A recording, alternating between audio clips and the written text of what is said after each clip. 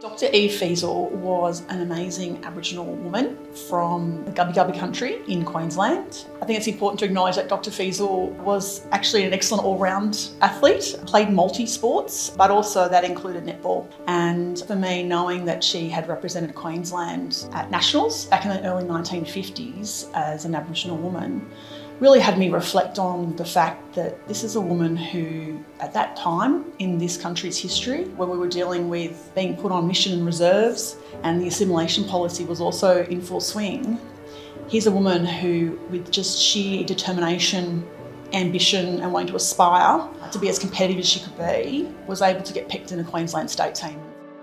We went to Ashgrove State School. Ashgrove State School, we'd been having correspondence schools, so I was in 7th grade and my brother was a couple of grades lower, he was younger. But I sat next to a girl called Nancy Loveday. When morning tea came around, we just sat at our desks and had our morning tea, and I was peeling a banana. And Nancy said to me, "Do dirty little blackfellows always eat bananas like that?"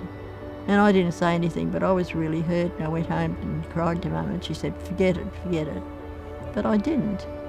Nancy was a school running champion, so after school we had a little oval play. She used to train running, and on sports day, I went in the sports and Nancy was there, and I beat her by about a yard and a half, and then turned to her and said, "You can't even beat a dirty little blackfellow, can you?" So I think it started when I beat Nancy Loveday, which said overcoming racism was important.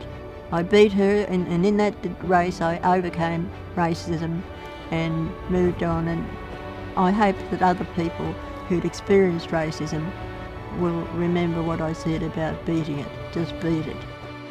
So she became the first Aboriginal person in Australia to obtain a PhD. The life that she lived and what she stands for in being a really strong, empowered, resilient Aboriginal woman. And I think this is about, elevating an elder, not just of our community, but of our game. And this is a way in which we can acknowledge and celebrate and commemorate her contribution and her presence in our game.